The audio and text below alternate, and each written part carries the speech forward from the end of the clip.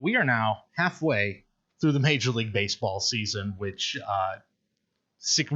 I should say, most of the teams are about halfway not through all the of them, MLB right? season.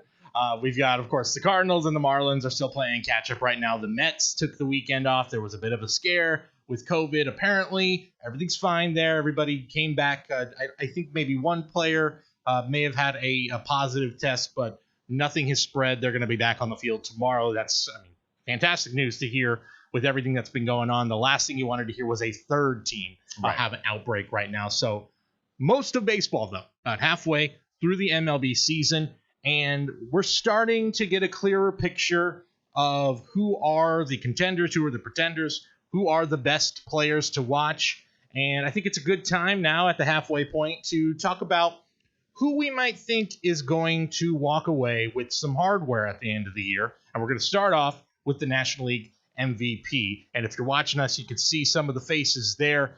Fernando Tatis, who has been one of the stories in all of baseball, both good and bad, and we'll get into that a little bit later. Mike Yastrzemski, who's been a huge story, especially locally in the Bay Area, but he is among one of the best players in baseball and a great story now for 2 years running. Bryce Harper is among those guys as well, even though the Phillies are having a rough year. And Charlie Blackmon, Mookie Betts, a couple of other names that I think are names to watch here in the National League MVP race.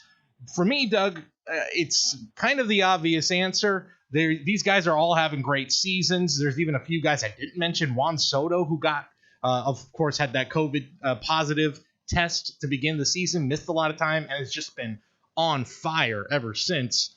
But to me, Fernando Tatis is the story of the season when it comes to players in baseball this year, both for what happened against the Rangers, but really more than anything, he is become, I think, easily the most exciting player in all of baseball. Yeah, he's lighting up the stat categories. I mean, I would say for me, it'd be between him and Mookie. I mean, Mookie has been coming on strong this last week. I believe he just hit 2 home runs yesterday. So, his stats are starting to catch up to Tatis. And I think it's really going to break down to who wins that division. I mean, I know the Dodgers are kind of in the lead, but I think it has to be Tatis. Just what he's done, the plays he's made, the flash, how many times his name has been in the headlines compared to everybody else. Unless he just goes on an epic cold streak, I think it's pretty much going to be him. Yeah, and I think so much of the awards, too, it's not just your on-the-field play, even though probably should be. It has gotten a little better, I think, over the last few years, but the story is important. Are you a captivating character? Are you someone who is an exciting character in baseball, someone that is going to lure more fans into the game? And I think Fernando Tatis is at the top of that list. He made a catch in Sunday's game. Did you happen to see that one? Yeah, that where he ran almost all the way out in the left field. Yeah, and of course he wears number 23. He literally is doing the Air Jordan look. Like, it was out of this world. And I know everybody in the sports world was talking about another young superstar, Luka Doncic, at the same time, but it was pretty impressive what Fernando Tatis was doing. Yeah, I mean, you show the frame and you see the left fielder not even moving, and you're like, wait, is this going to fall in? Then all of a sudden he just comes in the frame and just makes this catch, and you're so used to seeing his hitting highlights, so now you're seeing this, and you're like, what kind of range does this guy have, right? And it's like, and then he's stealing bases too. I believe he's leading the league in stolen bases. The full package, yeah. Yeah, so it's like, what is he not doing? I mean, I think he's literally out there maybe in the off games, he's making dinner for everybody, and he's probably cooking to perfection. He literally can't do anything wrong at this moment in time. So I really can't sway my vote anywhere else for the National League MVP other than Fernando. Yeah, you mentioned Mookie Betts, who is having a fantastic year. He's got 11 home runs, which is second in Major League Baseball. He's played excellent defense in right field. I think he's ranked by Sub Statistics defensive runs above average. Is the best defensive right fielder in the game of baseball right now. So he's right up there at the top of the list. He's the best player on the best team in baseball. I think he has to be there. I'm just going to shout out Mike Yastrzemski. If you look at his Fangraphs WAR right now, he is right there with Fernando Tatis Jr. as the second best offensive player in Major League Baseball, which sounds like a crazy thing to say, but if you have been watching the Giants and day in, day out like a lot of us do around here, it's not that big of a surprise. He's been a really fantastic player to watch, really fun, and another guy who kind of just does a little bit of everything. And you know what's actually interesting about those three names, specifically Mookie Betts, Tatis, and Yastrzemski, is those guys were all American League players at one point. So, I'm pretty sure those teams could have used those guys. I mean, Yastrzemski got to start with the Orioles. I know he really kind of schlubbed around the minors, didn't really show it with them, and now he is. And then you've got, Tatis that came up with the White Sox, and then Mookie Betts, who was on the Red Sox, and they declined to basically sign him because of the contract situation. And I'm sure Boston fans are really missing Mookie at this moment. Oh, my gosh. Boston looks like they're in complete disarray right now. Yeah. I cannot remember. Maybe the last time a franchise went from the heights that the Red Sox were at to just the bottom of the barrel was the Marlins. Yeah. And you kind of get it with the Marlins. They're not a big name, big money franchise. So they kind of operate that way, like one and done. If we can get one in this maybe 1 or 2 year span, we'll consider it a win. The Red Sox, that's going to be the trade that I think they regret forever and ever and ever. And they were probably hoping it was going to be a Pujols situation where they felt like they got the best years out of the guy. No way.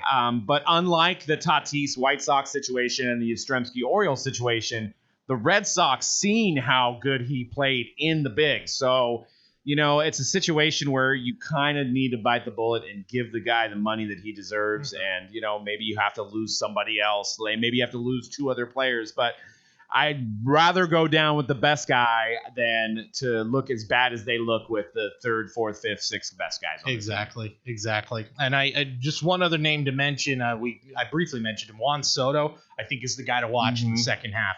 If he were a qualified player right now, he just doesn't have enough at-bats because he missed so much at the beginning of the season, he would lead the National League in on-base percentage, he'd lead the National League in slugging percentage, and he would lead all of baseball with a 1.248 OPS if he was qualified right now. So he cannot be ignored. And again, what's he, 21, 22 years old? And what does he have that Trout doesn't have? He's got that ring already. And how young he is, he already has the hardware, but... Yeah. Like we mentioned earlier, hardware doesn't seem to matter in the card industry because you look at Buster Posey's accomplishments and it does it. Joey Bart outsells Buster Posey without doing anything. Right. So, that may not necessarily matter, but if I may consider, and, we'll get into some Tatis prices here shortly, I may consider putting that in Soto, who's already proven himself in the postseason against a team that allegedly cheated and they still won. Yeah. That had the advantage on pitch counts and stuff like that, and the Nationals still found a way to win, and Soto had an epic series. So, maybe just because he hasn't been playing because of his COVID thing and Tatis has taken the spotlight away, I would look at some of these Soto cards and really consider it. If it's like you can get 2 Sotos to the price of 1 Tatis. Oh, it's a no-brainer. That might be what you're gonna do. To me, that's an absolute no-brainer. They're about the same age. Soto's already got the experience under his belt. He's only gonna get better. I think Juan Soto is a guy that 2 or 3 years down the road we're gonna be saying this guy and probably Tatis. These are the 2 best players in all of baseball. Yep.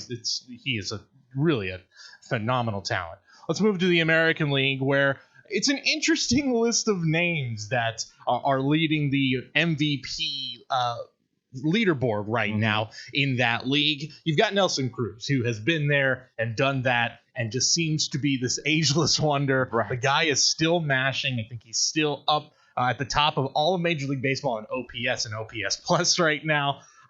You got Luke Voigt, another masher with the Yankees, who is having a really nice year and another nice find for that Yankee team where, we always talk about it. We've talked about it previously on the podcast, that like mini rebuild they did. And then about a year or 2 later, Luke Voigt was kind of another piece of that rebuild. And he has just completely flourished. And he's totally found his swing at Yankee Stadium. That stadium is perfect for that type of player.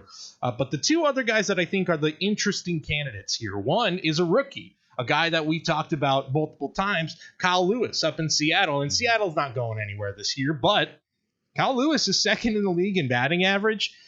He, I believe, is leading the American League in on-base percentage, which that to me, as a rookie, is an incredibly impressive stat. He's got the power. He's got a little bit of everything. He made a phenomenal catch last week against the Dodgers. But the other guy that is definitely not going to get the publicity because he plays in Tampa Bay, but the Tampa Bay Rays are the number 1 team in the American League East, and one of the best teams in all of baseball. And a big reason why is their second baseman, Brandon Lau, who has been just up and down, one of the most consistent players in the American League. I think he's leading all second basemen in almost every single offensive category. He is, by some metrics, the best offensive player in the American League right now. If you go by Fangraphs WAR, if you go by weighted runs created plus, he is right there at the top of the American League in those stats offensively, and he's a good defensive player as well. I think this is a much more up in the air debate here, but for my money, I will go with Brandon Lau because he doesn't have that big supporting cast like Nelson Cruz or that Luke Voigt has, and Kyle Lewis just simply not on a good enough team right now. Yeah, I mean, I can't disagree there. I would like to see what happens with Kyle Lewis by the end of the season. But Brandon Lau, young too. I mean, Nelson Cruz been around a little while. Voigt's been a journeyman and trying to find his place. But Brandon Lau, I think it's his second full season. I believe he was a rookie last year. And an all-star last year too. Yeah, right. So, and then, I mean, I looked at the standings, I think last week, and I couldn't believe that the Rays were at first. The Rays are just, especially as a West Coast fan, you just don't hear a lot about the Tampa Bay Rays. As a Bowman prospector, you hear about Wander Franco and stuff like that, but you don't really hear much about current Rays. And, this guy's cards are cheap, so it might be something to invest in, especially if they go deep into a run. But Kyle Lewis, I definitely think is here to stay, and I think the Mariners at some point in the next 4, maybe 5 years will be competing with that division, whether it be the Mariners or whether it be the A's, whether it be the Angels. Because I like Jared Kelenic a lot, who they got from the Mets in a deal. I think that guy's a great hitter for average. I think if you couple that with a pretty strong farm system that the Mariners have, they should do good. They got Julio Rodriguez, who's one of the top 10 prospects. They've got a lot of pitching talent, so it's like George Kirby. So they are built. They might be like, the Astros were in, 13, 14. It may be the Mariners. So I actually got a chance to see Kyle Lewis play in San Jose, and one of the fastest guys I'd ever seen on the base paths in person as a prospect. So, and his cards are still relatively cheap compared to your Tatises and compared to your Sotos. So the collecting hobby hasn't completely jumped on them. And like Cody said, it might be the situation where they're just not competing right now as a team. Yeah, they're not going to be there quite yet. You mentioned the Astros. I think the Mariners are totally following the same playbook that the Astros, now the White Sox, have been doing for the last decade or so, where they get 5 years of just absolutely terrible baseball. I know for Mariners fans, it's like 5 years. How about 45, 50 years of terrible baseball, other than, one bit of spectacular baseball in 2001. But which they got bounced out the second round, I believe. I know. I'll be honest. The Mariners have always held a place in my heart as like a second team. Mm-hmm. I loved Ken Griffey as a kid, and then the moment Griffey left, I became a huge Ichiro fan. So I don't share the same pain with Mariners fans, but they're always a team I am rooting for. And Randy Johnson's one of my favorite pitchers of all time. He wound up getting one obviously in Arizona, but he was lights out during those years. I think he was averaging like 10 Ks a game, during that run that he did. And I think he beat the Yankees twice in a series. I mean, he was literally on fire, and probably one of my favorite pitchers of all time is Randy. Yeah, they always seem to have some of the most electrifying players in baseball, and I think Kyle Lewis is going to follow suit. I think this guy is going to be a real special talent. And like I said, the thing that really impresses me at a young age, as a rookie, to lead the league in on-base percentage, because that's always the last thing I feel like when these top prospect hitters come up, is the patience. That's something you really need to learn over time, and the fact that he's doing that right from the get-go is really impressive to me, and that to me says a lot for his future, that when everything else develops, he's already got the eye for major league pitching. So I think the rest could just come very easily for him. I'm very excited for this guy's future, and I think he's a slam dunk right now. We didn't bring up some Rookie of the Year candidates, but to me, an absolute slam dunk for Rookie of the Year right now in the American League. Me too. I can't dispute that. We'll talk about the pitchers now, the Cy Young Award candidates, a few guys to mention for both leagues. Let's start in the National League. We've got Yu Darvish for the Chicago Cubs, that big contract a few years ago, of course. Kind of got the yips, really, in that World Series against the Astros, or at least it seemed that that's what happened to him. Yeah. Now, of course, that picture is a lot clearer, but the fact is, I think that definitely rattled his his confidence on the mound. He was a guy who came out of Japan. I'm going through a lot of your guys' old videos recently, and that's a guy that was really hot. It seemed like when he first came out for collectors, and because it's so rare that a guy that young, that good, comes out of another professional league, another international league, and this guy's going to have a nice long career in Major League Baseball. That was in doubt a couple of years back. Really as soon as this year, where it looked like this Cubs contract was going to be a bust, and he looks like himself again. He had a great outing against the White Sox on Sunday. He's got a 1.7 ERA through 6 starts. He leads the National League in wins above replacement right now. Fangraphs win above replacement. Max Fried, a great young pitcher for Atlanta. They need those great young pitchers to step up right now, and he has looked spectacular on the mound for them, a 1.32 ERA through 6 starts. But for my money, and he has less starts under his belt this season, but Trevor Bauer is a guy who has always talked the talk. If you follow him on Twitter, you know what I mean. Mm-hmm. He is now walking the walk. I love that he... when he gets the strikeout, he does that little strut, you know what I'm talking about? Mm-hmm. Like, he looks like a wrestler. Yeah. He's got that wrestling mentality, and I'm absolutely loving it. He has been so lights out. Listen to these numbers. He's 3-0. He's got a 0.68 ERA. He leads all of baseball. A 0.57 whip. He has struck out 41 batters and only walked 7. Batters in the major leagues are only hitting 9.093 against him so far. He's, to me right now, if he keeps this up, no doubt about it, he may be a unanimous NL Cy Young Award winner.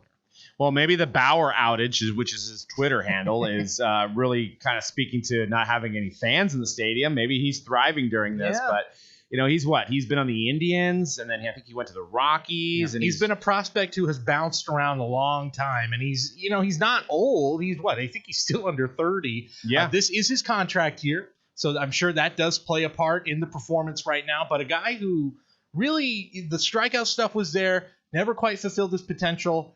But I think for collectors, if you're thinking, is he a little too old? I would say maybe, best case scenario, his career follows the path of Max Scherzer. Right. Where Scherzer was really a late bloomer, didn't really turn it on as a dominant starter till he was like 27, 28. Bauer has kind of found himself in the last year and a half or so. So maybe you hope, if you want to invest in him, you think maybe this is a guy that can keep this going. There's not as much wear and tear on the arm in his late 20s as there might be for some other top young pitchers who have already blossomed. So that's the case for him. It's still tough. Pitching is always weird, and it can't be predicted. But I think if you're going to build a case for him, maybe he blossoms into a Max Scherzer. And you know what? And you're right. It could be pitching is such a mental thing. I mean, let's face it. Baseball is a mental thing. I mean, I played it for 14 years, and you can get in a funk. And I know he was battling through injuries. One thing I did want to do is I wanted to rewind to the Darvish thing. And when you were talking about that, and especially with the Astros thing, I actually remember him. I think he might have even tweeted out before or right around the outing of the Astros. And he was saying, and he obviously types and most of the time in his home language, but he was saying that he felt that they were knowing his pitches. Like, it didn't feel right to him. Like, he would throw something and it'd be like, how did this guy know? So he was one of the advocates, and he kind of stepped back once, Mike Fiers went in there and really kind of busted everybody out, and then the investigation started. But I remember Darvish, and I think it might have been an interaction between Darvish and Bregman or somebody on the Astros, trying to remember, but they were going at it on social media, and I think Bregman or one of the guys in the Astros was just saying, well, you show your pitches. Oh, yeah. I recall also an interaction he had with Christian Yelich. That's what it was, yes. About a year after the fact. Yep. And he was like, no, you're tipping your pitches, dude. I should know. He had some really quick comeback, and everyone's like, he wins Twitter. Take the L. You're done for the day. Yeah, I think he started talking about the Astros, and then Yelich kind of jumped in to just say, hey, I've had success against you too. Right. And it's not. Don't blame it. Right. Exactly. He could have been tipping his pitches, but also he's like, well, even if I'm tipping them, they're really raking me hard. Like, this is a little excessive right now. You see, maybe the tip pitch, Yu Darvish is a guy who has a mid-4s ERA, whereas tip pitch plus cheating against Yu Darvish gives you like an 9 ERA. So well, and you also got to figure in the different cultures too. Like he played in another country where these baseball written rules and all this stuff, and the way people act around baseball were completely different. I believe it's him. There's a funny viral video. It's either him or it might be Nomo. I think it may be Nomo, but kind of the same philosophy where he missed the start and they went to his locker room and they said, "What's up? Why did you miss your start?" And he's all, "I had diarrhea." And everybody laughed. And he looked around the room and he was like, "Is that funny?" It just kind of speaks to the culture that these guys come from, where their way of baseball, yes, the rules are probably similar and hitting the ball, pitching the ball is all the same, but the way players treat each other are completely different. And the things that are funny in America may not be as funny. Like he was like, you got to see, it might be Nomo. This is on the fly here. I do remember that. I do recall that. It was a funny moment on ESPN, and they said, "Why did you miss your start?" He said he had diarrhea, and he said it with a straight face. And then everybody around him laughed, and he's just like, "I don't understand why that's funny." Right. So just goes to speak when you grow up in a different way of how we do things around here. Yeah, absolutely. And we're seeing that a culture clash in baseball is absolutely happening right now. But before we get into that, let's talk about some of those American League candidates for Cy Young. And very much like the National League MVP, this also feels kind of like a slam dunk right now. But let's give the other guys credit. Lance Lynn, a guy that I admire because basically if I was playing baseball, I'd probably look like Lance Lynn. Me too. Big husky dude with a nice long beard. He's got a great quarantine beard. He's pitching really well. He's found his stroke in Texas. A guy who was another, very much like Trevor Bauer, a top prospect with the St. Louis Cardinals and had some up and down years, some good years, some bad years. But over the last couple of years with Texas has really blossomed. He's got a 1.37 ERA and his 148 batting average against second in the American League. Wow. Kenta Maeda nearly had a no-hitter for the Minnesota Twins, and his success is really surprising because he was traded. The Dodgers traded him to the Minnesota Twins and was kind of expected to be – well, the Dodgers used him as a relief pitcher over the last couple of years. Mm-hmm. They weren't using him as a starter, although he originally was a starter. And now the Twins have decided we're going to use him as a starter, and it has totally paid off. He's 3-0 through 5 starts with a 2.27 ERA, 33 strikeouts compared to 6 walks. He leads the league in batting average against at 128. Been a great, great find for them. Mm-hmm. But I think it's just a no-doubter here. Shane Bieber has been the most electrifying pitcher in Major League Baseball this year. I mean, strikeout numbers are just off the charts. Yeah. 65 strikeouts. That leads Major League Baseball against just 6 walks right now. He's got a 1.11 ERA. That leads the American League. If you think maybe I like to look at the fielding independent pitching. That really gives you a feel for everything the pitcher's doing. He's got a 1.74 FIP. He's got a 0.76 whip. He's been phenomenal. He's been sensational. He's been everything Cleveland has wanted and more, and they really needed it with everything going on with Mike Clevenger and Dan Plesac, the son of Dan, I believe, and what's going on with them, and how I think I just heard today they are not going to be part of the rotation for the next week, and I don't expect that they're going to be in that rotation for the rest of the year, the way that they have really divided themselves from that clubhouse, or the clubhouse has sort of divided themselves from them. Bieber has been huge. He may not just be a Cy Young candidate. There's a very strong case that he may be an MVP candidate, especially considering what's going on with the rotation.